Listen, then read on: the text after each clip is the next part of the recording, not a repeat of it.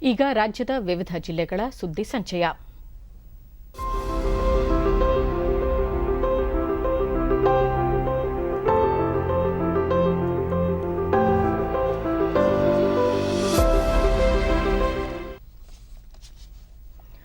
ವಿಜಯಪುರ ಜಿಲ್ಲೆಯ ಬುರಾಣಾಪುರದಲ್ಲಿ ನಿರ್ಮಾಣಗೊಳ್ಳುತ್ತಿರುವ ವಿಮಾನ ನಿಲ್ದಾಣದ ಕಾಮಗಾರಿಯನ್ನು ವಸತಿ ಮತ್ತು ಮೂಲಸೌಕರ್ಯ ಅಭಿವೃದ್ಧಿ ಖಾತೆ ಸಚಿವ ವಿ ಸೋಮಣ್ಣ ಪರಿಶೀಲಿಸಿದರು. ಶಾಸಕ ಬಸನಗೌಡ ಪಾಟೀಲ್ ಯತ್ನಾಳ್, ರಮೇಶ್ ಪೂಸನೂರ ಸೇರಿದಂತೆ ಹಲವರು ಉಪಸ್ಥಿತರಿದ್ದರು. 2020ರಲ್ಲಿ ಕಾಮಗಾರಿ ಆರಂಭಗೊಂಡಿದ್ದು ಸುಮಾರು 727 ಎಕರೆ ಪ್ರದೇಶದಲ್ಲಿ ವಿಮಾನ ನಿಲ್ದಾಣದ ಕಾಮಗಾರಿಯನ್ನು ಲೋಕೋಪಯೋಗಿ ಇಲಾಖೆ ಕೈಗೆತ್ತಿಕೊಂಡಿದೆ. ಸುಮಾರು 220 ಕೋಟಿ ರೂಪಾಯಿ ವೆಚ್ಚದ ಯೋಜನೆಗೆ ಮೊದಲ ಹಂತವಾಗಿ ಸರ್ಕಾರ 95 ಕೋಟಿ ರೂಪಾಯಿ ಬಿಡುಗಡೆ ಮಾಡಿ ಆಡಳಿತಾತ್ಮಕ ಅನುಮೋದನೆ ನೀಡಿದೆ. ಬಳಿಕ ವಿ ಸೋಮಣ್ಣ ವಿಮಾನ ನಿಲ್ದಾಣದ ರನ್ವೇಯನ್ನು ಇನ್ನೂ 1.5 ಕಿಲೋಮೀಟರ್ವರೆಗೆ ವಿಸ್ತರಿಸಬೇಕಿದೆ. ಈ ಕುರಿತು ಶೀಘ್ರ ತೀರ್ಮಾನ ಕೈಗೊಳ್ಳಲಾಗುವುದು. ಈ ಕಾಮಗಾರಿಗೆ ಸ್ಥಳದ ಅಭಾವವಿದ್ದು ಇದಕ್ಕೆ ಶಾಸಕರು ಮನವಿ ಸಲ್ಲಿಸಿದ್ದಾರೆ. ಒಟ್ಟಾರೆ ಮುಂದಿನ 2022ರ ಡಿಸೆಂಬರ್ ವೇಳೆಗೆ ಕಾಮಗಾರಿ ಪೂರ್ಣಗೊಳಿಸುವ ಗುರಿ ಹೊಂದಲಾಗಿದೆ ಎಂದು ತಿಳಿಸಿದರು. ಎಕರೆ ಜಾಗದಲ್ಲಿ ಇನ್ನೊಂದು ಸ್ವಲ್ಪ ಏನೋ ಜಾಗ ಬೇಕು ಅನ್ನೋ ಮಾತನ್ನ ನಮ್ಮ ACS ಅವರು ಹೇಳ್ತಾ ಇದ್ರು. ಅದಕ್ಕೋಸ್ಕರವಾಗಿ 220 ಕೋಟಿ ಈಗಾಗಲೇ ಆಡಳಿತಾತ್ಮಕ ಅನುಮೋದನೆ ಕೊಟ್ಟಿದ್ದೀವಿ. ಮೊದಲನೇ ಕಂತಿನಲ್ಲಿ ಕಾಮಗಾರಿ 2 ಹಂತದಲ್ಲಿ ಇದಾಗಿ ಮೊದಲನೇ ಪ್ಯಾಕೇಜು 95 ಕೋಟಿ ರೂಪಾಯಿಗಳಲ್ಲಿ ನಾವು ಕೆಲವಾರು ಕೆಲಸಗಳನ್ನು ಈಗಾಗಲೇ ಮಾಡ್ತಕ್ಕಂಥ ಅದಕ್ಕೆ ಒಂದು ಹಂತಕ್ಕೆ ಬಂದಿದ್ದೇವೆ. 2ನೇ ಪ್ಯಾಕೇಜು ಕೂಡ ಸುಮಾರು 125 ಕೋಟಿ ರೂಪಾಯಿಂದು ಇನ್ನಿತರೆ ಕಟ್ಟಡಗಳು, ಟರ್ಮಿನಲ್ಗಳು, ವಿದ್ಯುತ್ ಉಪಕೇಂದ್ರಗಳು ಹೀಗೆ ಏನೇನಾಗಬೇಕಾಗಿತ್ತು ಎಲ್ಲವನ್ನು ಕೂಡ ಮಾಡ್ತಕ್ಕಂಥದ್ದಾಗ್ತದೆ. ವಿಮಾನ ನಿಲ್ದಾಣದ ಕೆಲಸ ಶಾಸಕ ಬಸನಗೌಡ ಪಾಟೀಲ್ ಯತ್ನಾಳ್, ಈ ವಿಮಾನ ನಿಲ್ದಾಣವು ವಿಶೇಷವಾಗಿ ನೈಟ್ ಲ್ಯಾಂಡಿಂಗ್ ಆಗುವಂತಹ ಏರ್ಬಸ್ 330 ಕಾರ್ಗೋ ಸೌಲಭ್ಯಗಳುಳ್ಳ ವಿಮಾನ ನಿಲ್ದಾಣವಾದರೆ ಜಿಲ್ಲೆಯ ತೋಟಗಾರಿಕೆ ಪದಾರ್ಥಗಳ ರಫ್ತಿಗೂ ಸಹಕಾರಿಯಾಗಲಿದೆ. ಮುಂದಿನ ದಿನಗಳಲ್ಲಿ ಈ ನಿಲ್ದಾಣವನ್ನು ಅಂತಾರಾಷ್ಟ್ರೀಯ ವಿಮಾನ ನಿಲ್ದಾಣವಾಗಿ ಮೇಲ್ದರ್ಜೆಗೇರಿಸುವಂತೆ ಸಚಿವ ಸೋಮಣ್ಣ ಅವರಿಗೆ ಮನವಿ ಮಾಡಲಾಗಿದೆ ಎಂದು ಹೇಳಿದರು. ಸಮೀಪನ ಆಗ್ತದೆ. ಸುಮಾರು 2.5 ಕಿಲೋಮೀಟರ್ದಲ್ಲೇ ನಾವು ಮುಖ್ಯ ರಸ್ತೆಯಿಂದ ಬರ್ಲಿಕ್ಕೆ ಆಗ್ತದೆ. ಈ ಎಲ್ಲ ಮೂಲಭೂತ ಸೌಕರ್ಯಗಳನ್ನು ಮಾನ್ಯ ಸಚಿವರು ನಮಗೆ ಇನ್ನೂ 120 ಕೋಟಿ ರೂಪಾಯಿ ಹೇಳಿದ್ರು ನಮ್ಮ ಅಧಿಕಾರಿಗಳು. ಅದರ ಜೊತೆಗೆ ನೈಟ್ ಲ್ಯಾಂಡಿಂಗು ಮತ್ತು ಕಾರ್ಗೋ ಕೂಡಿಸಿ ಅದು ಎಷ್ಟು ಹಣ ಆಗ್ತದೆ ಪೂರ್ತಿ ಪ್ರಮಾಣದ ವಿಮಾನ ನಿಲ್ದಾಣ ಮಾಡಿ. ಈಗ ಜಾಹೀರಾತು, ನಂತರ ವಾರ್ತಾ ಪ್ರಸಾರ ಮುಂದುವರಿಯುವುದು. ಡಿಜಿಟಲ್ ಬ್ಯಾಂಕಿಂಗ್ ಯುಗವಿದು. ಟೈಮ್ ಉಳಿತಾಯವಾಗುವುದು. ಡಿಜಿಟಲ್ ಬ್ಯಾಂಕಿಂಗ್ ಸುಲಭವಿದು. ಪಾವತಿಸಬೇಕಾದ್ದು ಎಲ್ಲಿಯೂ ಯಾವಾಗಲೂ ಸೇಫ್ ಇದು, ಫಾಸ್ಟ್ ಇದು. ಪ್ರತಿ ಪೇಮೆಂಟ್ ಬೆರಳ ತುದಿಯಲ್ಲೇ ಸೆಟ್ಟಿರುವುದು. ಎಲ್ಲ ವಹಿವಾಟಿಗೂ ಆಪ್ಷನ್ಸ್ ಬಹಳ. IMPS, NEFT, UPI ಸರಳ. 24 ಗಂಟೆ ಕೆಲಸ ಮಾಡುತ್ತೆ ಇದು. ಆರಾಮದಲ್ಲಿರಿ, ಪೇಮೆಂಟ್ ಸುಲಭವಿದು. RBI ಹೇಳುತ್ತೆ, ಜಾಣರಾಗಿರಿ, ಜಾಗರೂಕರಾಗಿರಿ. ಧಾರ್ಮಿಕ ಸ್ವಾತಂತ್ರ್ಯ ಹಕ್ಕು ಸಂರಕ್ಷಣಾ ಕಾಯ್ದೆ, ಮತಾಂತರ ನಿಷೇಧ ಕಾಯ್ದೆಗೆ ಮೇಲ್ಮನೆಯಲ್ಲಿ ಬಹುಮತ ದೊರೆಯದ ಕಾರಣ ಸಚಿವ ಸಂಪುಟದಲ್ಲಿ ಈ ಕುರಿತು ಸುಗ್ರೀವಾಜ್ಞೆ ಹೊರಡಿಸುವ ಮೂಲಕ ಕಾಯ್ದೆ ಅನುಷ್ಠಾನಗೊಳಿಸುವುದಾಗಿ ಸಮಾಜ ಕಲ್ಯಾಣ, ಹಿಂದುಳಿದ ವರ್ಗಗಳ ಕಲ್ಯಾಣ ಇಲಾಖೆ ಸಚಿವ ಕೋಟಾ ಶ್ರೀನಿವಾಸ ಪೂಜಾರಿ ಮಂಗಳೂರಿನಲ್ಲಿಂದು ತಿಳಿಸಿದರು. ಡಿಡಿ ನ್ಯೂಸ್ನೊಂದಿಗೆ ಅವರು, ಕೆಳಮನೆಯಲ್ಲಿ ಕಾಯ್ದೆಗೆ ಬಹುಮತ ದೊರೆತಿದ್ದು ಅದನ್ನು ಮಂಡಿಸಲಾಗಿದೆ. ಮೇಲ್ಮನೆಯಲ್ಲಿ ಬಹುಮತ ದೊರೆಯದ ಕಾರಣ ಪ್ರಜಾಪ್ರಭುತ್ವದಲ್ಲಿ ಬಹುಮತ ಪಡೆದು ಜನವರಿ ವೇಳೆಗೆ ಮೇಲ್ಮನೆಯಲ್ಲಿ ಕಾಯ್ದೆ ಮಂಡಿಸುವುದಾಗಿ ಅವರು ಹೇಳಿದರು. ಈ ಕಾಯ್ದೆ ಎಲ್ಲಾ ಧರ್ಮ, ಜಾತಿ, ಪಕ್ಷದವರಿಗೂ ಅನ್ವಯಿಸುತ್ತದೆ. ಹಾಗಾಗಿ ಅದನ್ನು ಪ್ರತಿಯೊಬ್ಬರೂ ಹೆಮ್ಮೆಯಿಂದ ಸ್ವಾಗತಿಸಬೇಕು, ವಿರೋಧಿಸುವುದು ಸರಿಯಲ್ಲ ಎಂದರು. ರಾಜ್ಯದಲ್ಲಿ ಮೆಟ್ರಿಕ್ ನಂತರ ಬಾಲಕಿಯರ ದೈಹಿಕ ಮತ್ತು ಮಾನಸಿಕ ಸದೃಢತೆಗಾಗಿ ಅವರಿಗೆ ಬ್ಲಾಕ್ ಬೆಲ್ಟ್ ಕರಾಟೆ ಶಿಕ್ಷಣ ತರಬೇತಿ ನೀಡುವ ಕುರಿತು ಮುಖ್ಯಮಂತ್ರಿಗಳೊಂದಿಗೆ ಚರ್ಚಿಸಲಾಗಿದೆ. ಅದಕ್ಕೆ ಅವರು ಒಪ್ಪಿಗೆ ನೀಡಿದ್ದು ಶೀಘ್ರದಲ್ಲೇ 3-4 ಶಾಲೆಗಳಲ್ಲಿ ಆರಂಭಿಸುವುದಾಗಿ ಹೇಳಿದರು. ಹಿಂದುಳಿದ ವಿದ್ಯಾರ್ಥಿಗಳ ಹಾಸ್ಟೆಲ್ಗಳ ಸಮಸ್ಯೆ ಗಮನಕ್ಕೆ ಬಂದಿದ್ದು ಸೂಕ್ತ ಕ್ರಮ ಕೈಗೊಳ್ಳಲಾಗುವುದು. ಇಲಾಖೆಯಿಂದ ಬಾಕಿ ಉಳಿದಿರುವ ವಿದ್ಯಾರ್ಥಿ ವೇತನ ಹಾಗೂ ಪ್ರೋತ್ಸಾಹಧನವನ್ನು ಕೂಡಲೇ ಪಾವತಿಸುವಂತೆ ಈಗಾಗಲೇ ಆದೇಶಿಸಲಾಗಿದೆ ಎಂದು ಹೇಳಿದರು. ಉತ್ತರ ಕನ್ನಡ ಜಿಲ್ಲೆಯ ಶಿರಸಿಯಲ್ಲಿಂದು ಹಮ್ಮಿಕೊಳ್ಳಲಾಗಿದ್ದ ಉತ್ತಮ ಆಡಳಿತ ದಿನ ಕಾರ್ಯಕ್ರಮ ಹಾಗೂ ಪಂಡಿತ್ ದೀನ್ ದಯಾಳ್ ಉಪಾಧ್ಯಾಯ ಸಭಾಭವನ ಉದ್ಘಾಟನೆ ಕಾರ್ಯಕ್ರಮಕ್ಕೆ ವಿಧಾನಸಭಾಧ್ಯಕ್ಷ ವಿಶ್ವೇಶ್ವರ ಹೆಗಡೆ ಕಾಗೇರಿ ಚಾಲನೆ ನೀಡಿದರು. ಇದೇ ವೇಳೆ ಗೋಪೂಜೆ ನೆರವೇರಿಸಲಾಯಿತು. ಭವನ ನಿರ್ಮಾಣದಲ್ಲಿ ಶ್ರಮಿಸಿದ ಕಾರ್ಯಕರ್ತರನ್ನು ಅಭಿನಂದಿಸಲಾಯಿತು. ಶಾಸಕ ಶಾಂತಾರಾಮ ಸಿದ್ದಿ ಮತ್ತಿತರರು ಪಾಲ್ಗೊಂಡರು. ಬಳಿಕ ವಿಶ್ವೇಶ್ವರ ಹೆಗಡೆ ಕಾಗೇರಿ ಭಾರತದಲ್ಲಿ ಬ್ರಿಟಿಷರ ಆಳ್ವಿಕೆಯ ನಂತರ ಈ ನೆಲದ ಸ್ವಾಭಿಮಾನದ ಪ್ರತೀಕವಾಗಿ ಪರ್ಯಾಯ ರಾಜಕೀಯ ಶಕ್ತಿಯನ್ನು ಸೃಷ್ಟಿಸಿದ ಕೀರ್ತಿ ಪಂಡಿತ್ ದೀನ್ ದಯಾಳ್ ಉಪಾಧ್ಯಾಯ ಅವರಿಗೆ ಸಲ್ಲುತ್ತದೆ. ಸನಾತನ ಸಾಂಸ್ಕೃತಿಕ ಮೌಲ್ಯಗಳನ್ನು ರಕ್ಷಿಸಲು ಮತ್ತು ಅವುಗಳನ್ನು ಪ್ರಚುರಪಡಿಸಲು ಉಪಾಧ್ಯಾಯರು ಕೈಗೊಂಡ ನಿಲುವುಗಳು ಸ್ತುತ್ಯಾರ್ಹ ಎಂದು ತಿಳಿಸಿದರು.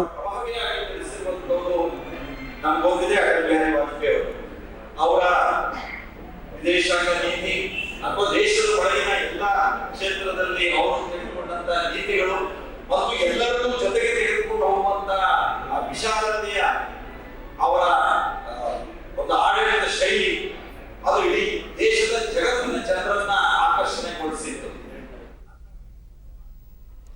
ಏಸುಕ್ರಿಸ್ತನ ಜನ್ಮದಿನವಾದ ಇಂದು ರಾಜ್ಯಾದ್ಯಂತ ಕ್ರಿಸ್ಮಸ್ ಹಬ್ಬವನ್ನು ಸಡಗರ ಸಂಭ್ರಮದಿಂದ ಆಚರಿಸಲಾಗುತ್ತಿದೆ.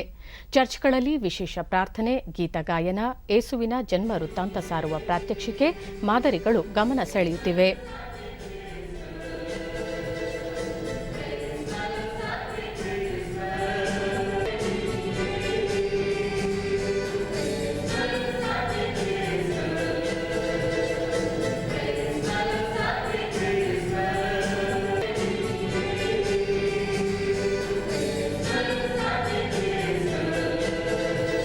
ಶಿವಮೊಗ್ಗ ಜಿಲ್ಲೆಯ ವಿವಿಧ ಚರ್ಚ್ಗಳಲ್ಲಿ ಕ್ರಿಸ್ಮಸ್ ಅಂಗವಾಗಿ ಸಾಮೂಹಿಕ ಪ್ರಾರ್ಥನೆ ನಡೆಯಿತು. ಏಸು ಕ್ರಿಸ್ತರ ಸಂದೇಶವನ್ನು ಪರಿಚಯಿಸುವ ಕಾರ್ಯಕ್ರಮಗಳನ್ನು ಹಮ್ಮಿಕೊಳ್ಳಲಾಗಿತ್ತು.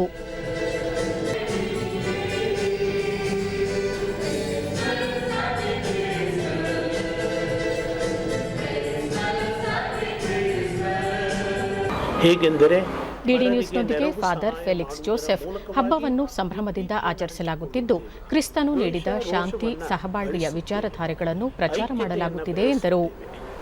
ಮತ್ತು ನಾಲ್ಕನೇದಾಗಿ ಸ್ವಾಮಿ ಹುಟ್ಟಿದಾಗ ಶಾಂತಿ, ಸಮಾಧಾನ ಎಲ್ಲೆಡೆಯಲ್ಲಿಯೂ ಪಸರಿಸಿತು ಎಂದು ನಾವು ಕೇಳಿದ್ದೇವೆ. ಈ ಶಾಂತಿ, ಸಮಾಧಾನ ಎಲ್ಲರಿಗೂ ಸಿಗಲಿ ಎಂದು ನಾವು ಪೂಜಾ ವೇಳೆಯಲ್ಲಿ ಪ್ರಾರ್ಥಿಸುತ್ತೇವೆ. ಗಾಯಕಿ ಫಿಲೋಮಿನಾ ರೆಸ್ಕಿನಾ ಹಬ್ಬದ ಅಂಗವಾಗಿ ಏಸು ಕ್ರಿಸ್ತನ ಜೀವನ ಸಂದೇಶವನ್ನು ಸಾರುವ ಗೀತೆಗಳ ಮೂಲಕ ಹಬ್ಬವನ್ನು ಆಚರಿಸಲಾಗುತ್ತಿದೆ ಎಂದರು. ಸಿಗ್ಲಿ ಎಂಬುದಾಗಿ ನಾವು ಪ್ರಾರ್ಥಿಸ್ತೇವೆ. ಹಾಗೆ ನಮಗೋಸ್ಕರ ಮಾತ್ರ ಅಲ್ಲ, ಇಡೀ ಮಾನವ ಕುಲಕ್ಕೋಸ್ಕರ ನಾವು ಪ್ರಾರ್ಥಿಸ್ತೇವೆ. ರಾಜಕಾರಣಿಗಳಿಗೋಸ್ಕರ, ಆಮೇಲೆ ಬಡವರಿಗೋಸ್ಕರ, ಶ್ರೀಮಂತರು, ಬಡವರು ಅನ್ನದೆ ಅನಾರೋಗ್ಯದಲ್ಲಿರುವವರು ಪ್ರತಿಯೊಬ್ಬರಿಗೋಸ್ಕರ ನಾವು ಪ್ರಾರ್ಥನೆ ಮಾಡ್ತೇವೆ.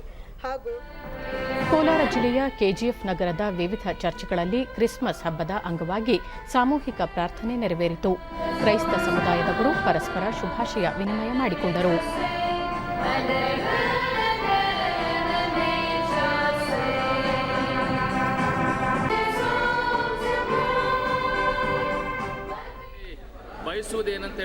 ಮೆಥೋಡಿಸ್ಟ್ ಚರ್ಚ್ನ ಅಧೀಕ್ಷಕ ಶಾಂತಕುಮಾರ್ ಕೋವಿಡ್ ಸಂಕಷ್ಟದ ಕಠಿಣ ಸಂದರ್ಭದಲ್ಲಿ ಶಿಷ್ಟಾಚಾರ ಪಾಲನೆಯೊಂದಿಗೆ ಕ್ರಿಸ್ತ ಜಯಂತಿಯನ್ನು ಆಚರಿಸಲಾಗುತ್ತಿದೆ ಎಂದರು.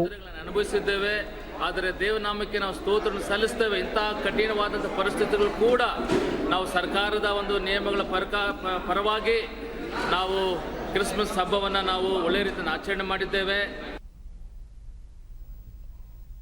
ಮೈಸೂರು ಅರಮನೆ ಮಂಡಳಿ ಇದ್ದ ಹೊಸ ವರ್ಷದ ಅಂಗವಾಗಿ ಅರಮನೆ ಆವರಣದಲ್ಲಿ ಆಯೋಜಿಸಿರುವ ಫಲಪುಷ್ಪ ಪ್ರದರ್ಶನಕ್ಕೆ ಜಿಲ್ಲಾ ಉಸ್ತುವಾರಿ ಸಚಿವ ಎಸ್ಟಿ ಸೋಮಶೇಖರ್ ಇಂದು ಚಾಲನೆ ನೀಡಿದರು.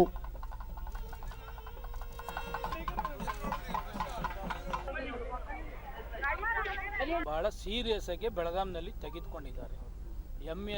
ಬಳಿಕ ಕೋವಿಡ್ ಪ್ರಕರಣಗಳು ನಿಯಂತ್ರಣದಲ್ಲಿರುವ ಹಿನ್ನೆಲೆ 2 ವರ್ಷದ ಬಳಿಕ ಫಲಪುಷ್ಪ ಪ್ರದರ್ಶನಕ್ಕೆ ಮರು ಚಾಲನೆ ನೀಡಲಾಗಿದೆ. ಪ್ರವಾಸಿಗರು ಕಡ್ಡಾಯವಾಗಿ ಮಾರ್ಗಸೂಚಿ ಹಾಗೂ ಮುಂಜಾಗ್ರತಾ ಕ್ರಮಗಳನ್ನು ಪಾಲಿಸುವ ಮೂಲಕ ಪ್ರದರ್ಶನದಲ್ಲಿ ಪಾಲ್ಗೊಳ್ಳಬೇಕು ಎಂದರು. ಬೆಳಗಾವಿ ಗಡಿ ವಿಚಾರದಲ್ಲಿ ಎಂಇಎಸ್ ಕಾರ್ಯಕರ್ತರ ವರ್ತನೆ ಖಂಡಿಸಿ ಬೆಳಗಾವಿ ಅಧಿವೇಶನದಲ್ಲೂ ಚರ್ಚಿಸಲಾಗಿದೆ. ಸರ್ಕಾರ ನಾಡದ್ರೋಹಿಗಳ ವಿರುದ್ಧ ಕ್ರಮ ಕೈಗೊಳ್ಳಲು ಬದ್ಧವಾಗಿದ್ದು, ಕನ್ನಡಪರ ಸಂಘಟನೆಗಳು ಡಿಸೆಂಬರ್ 31ರಂದು ಕರ್ನಾಟಕ ಬಂದ್ಗೆ ಕರೆ ನೀಡುವ ಅಗತ್ಯವಿಲ್ಲ ಎಂದು ತಿಳಿಸಿದರು. ಅದರಿಂದ ಮತ್ತೆ ಬಂದ್ ಮಾಡಿ ಸಾರ್ವಜನಿಕರಿಗೆ ತೊಂದರೆ ಮಾಡತಕ್ಕಂಥದ್ದು ಬೇಡ. ಕನ್ನಡಪರ ಸಂಘಟನೆಗಳಿಗೆ ಮನವಿ ಮಾಡ್ತೀವಿ, ಯಾವುದೇ ವಿಧವಾದ ಬಂದ್ಗೆ ಅವಕಾಶ ಬೇಡ. ಇಂದಿನಿಂದ ಆರಂಭಗೊಂಡಿರುವ ಫಲಪುಷ್ಪ ಪ್ರದರ್ಶನ ಜನವರಿ 2ರವರೆಗೆ ನಡೆಯಲಿದ್ದು, 15,000 ವಿಭಿನ್ನ ಮಾದರಿಯ ಅಲಂಕಾರಿಕ ಹೂವಿನ ಗಿಡಗಳು, 1 ಲಕ್ಷಕ್ಕೂ ಅಧಿಕ ಹೂವುಗಳು ಅನಾವರಣಗೊಂಡಿದ್ದು, ಹೂವುಗಳಿಂದ ರೂಪಿಸಲಾಗಿರುವ ಅಯೋಧ್ಯೆಯ ಶ್ರೀರಾಮ ಮಂದಿರದ ಮಾದರಿ ಈ ಪ್ರದರ್ಶನದ ಪ್ರಮುಖ ಆಕರ್ಷಣೆಯಾಗಿದೆ. ಪ್ರವಾಸಿಗರಾದ ಸುರಭಿ ಮತ್ತು ಸುಷ್ಮಾ ಈ ಪ್ರದರ್ಶನ ಅತ್ಯಾಕರ್ಷಕವಾಗಿದೆ, ಹೂವಿನಿಂದ ರೂಪಿಸಲಾಗಿರುವ ಮಾದರಿಗಳು ಗಮನ ಸೆಳೆಯುತ್ತಿವೆ ಎಂದು ಸಂತಸ ವ್ಯಕ್ತಪಡಿಸಿದರು. ಈ ಸರಿ ತುಂಬಾ ಚೆನ್ನಾಗಾಗಿದೆ. ಅಯೋಧ್ಯದು ರಾಮ ಮಂದಿರ ಆಗಿರ್ಬೋದು ಅಥವಾ ಪ್ರತಿಯೊಂದು ಏನೇ ಒಂದು ಇಲ್ಲಿ ಮಾಡಿದ್ರು ಎಲ್ಲ ಚೆನ್ನಾಗಾಗಿದೆ. ಒಂಥರ ಖುಷಿ ಆಗತ್ತೆ ನೋಡಿದ್ರೆ. ತುಂಬಾ ಖುಷಿ ಆಗ್ತಿದೆ. ಫ್ಲವರ್ ಶೋ 2021 ಇನ್ನೇನು ಎಂಡಲ್ಲಿ ಮಾಡಿದ್ದಾರೋ ರಾಮ ಮಂದಿರ ಮಾಡಿದ್ದಾರೆ. ಅದು ಒಂದು ಮಾದರಿ ತುಂಬಾನೇ ಚೆನ್ನಾಗಿದೆ. ಆಮೇಲೆ ಮಹಾರಾಜರದಾಗ್ಲಿ, ಆಮೇಲೆ ಅಭಿನಂದನ್ ವರ್ತಮಾನ್ ಅವ್ರದ್ದಾಗಿರ್ಲಿ ತುಂಬಾನೇ ನೋಡಕ್ಕೆ ತುಂಬಾ ಖುಷಿ ಆಗುತ್ತೆ. ಕಣ್ಣಿಗಂತೂ ಒಂದು ಹಬ್ಬದ ತರ ಇದೆ. ಸುಮಾರು ಎಲ್ಲ ಒಂದು 18 ಪ್ರದರ್ಶನದ ಆಯೋಜಕ ಉಮಾಶಂಕರ್ ನಾಡದೇವತೆ ಚಾಮುಂಡೇಶ್ವರಿ, ನಂದಿ ವಿಗ್ರಹ, ಮಹಿಷಾಸುರ ಸೇರಿದಂತೆ 18 ವಿವಿಧ ಬಗೆಯ ಪ್ರತಿಕೃತಿಗಳನ್ನು ನಿರ್ಮಿಸಲಾಗಿದೆ. ಇತ್ತೀಚೆಗೆ ನಿಧನರಾದ ಜನರಲ್ ಬಿಪಿನ್ ರಾವತ್, ನಟ ಪುನೀತ್ ರಾಜ್ಕುಮಾರ್ ಅವರ ಪ್ರತಿಕೃತಿಗಳನ್ನು ರೂಪಿಸಲಾಗಿದೆ ಎಂದರು. 25,000ಕ್ಕಿಂತ ಹೆಚ್ಚಾಗಿ ಇಲ್ಲಿ ಪ್ರದರ್ಶನಕ್ಕೆ ಇಟ್ಟಿದ್ದಾರೆ. ಹಾಗೂ ನಮ್ಮ ಈ ಒಂದು ಕಾರ್ಯಕ್ರಮದಲ್ಲಿ ಏನು ನಮ್ಮ ಕೆಲಸಗಾರರು ಏನು ಭಾಗವಹಿಸಿದ್ದಾರೆ, ಸುಮಾರು 80 ಜನಕ್ಕಿಂತ ಹೆಚ್ಚಿನ ಜನಗಳು ಶ್ರಮಪಟ್ಟು ಈ ಒಂದು ಆಕೃತಿಗಳನ್ನು ಮನೋರಂಜನೆ ಕೊಡ್ಲಿಕ್ಕಾಗಿಯೇ ಒಂದು ಕಷ್ಟಪಟ್ಟು ನಿರ್ಮಿಸಿರೋದು. ಕೇಂದ್ರ ವಾರ್ತಾ ಮತ್ತು ಪ್ರಸಾರ ಸಚಿವಾಲಯ ಸ್ವಾತಂತ್ರ್ಯ ಅಮೃತ ಮಹೋತ್ಸವದ ಭಾಗವಾಗಿ ಹೊರತಂದಿರುವ ಸ್ವಾತಂತ್ರ್ಯ ಹೋರಾಟಗಾರರು ಮತ್ತು ರಾಷ್ಟ್ರ ನಾಯಕರ ಪರಿಚಯ ಸರಣಿಯ ವಿವಿಧ ಭಾಷಾ ಪುಸ್ತಕಗಳು ಅಧ್ಯಯನ ಯೋಗ್ಯವಾಗಿದ್ದು, ಇದೊಂದು ಮಹತ್ವದ ಪ್ರಯೋಗವಾಗಿದೆ ಎಂದು ಮಾಜಿ ಸಚಿವ ರಾಮಚಂದ್ರಗೌಡ ಶ್ಲಾಘಿಸಿದ್ದಾರೆ. ಭಾರತ ರತ್ನ ಅಟಲ್ ಬಿಹಾರಿ ವಾಜಪೇಯಿ ಅವರ ಜೀವನ ಸಾಧನೆಯ ಸಮಗ್ರ ಪರಿಚಯವುಳ್ಳ ಪುಸ್ತಕ ಸಂಗ್ರಹ ಯೋಗ್ಯವಾಗಿದೆ ಎಂದು ಅವರು ತಿಳಿಸಿದ್ದಾರೆ. Every citizen of this country must read this. Atal Bihari Vajpayee never had any selfish attitude. Once he visited Shankaramata, he was asked by the Purohit, "What is your sankalpa?" He said, "My sankalp is Loka Kalyan."